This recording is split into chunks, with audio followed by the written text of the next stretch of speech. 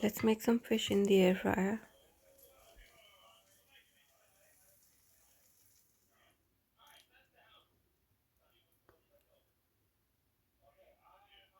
So I've got about 2 fillet of sea bass. These are 180 grams. We'll make the marinade first. I'm gonna take some olive oil, juice of half lemon,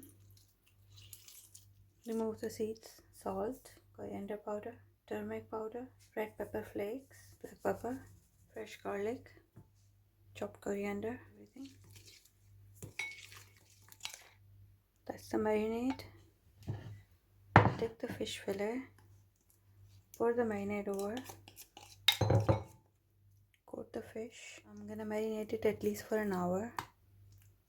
The fish has been marinating for 2 hours. I'll make it in a baking dish because I want the fish to be moist. Pour the marinade over. This is gonna go in the air fryer.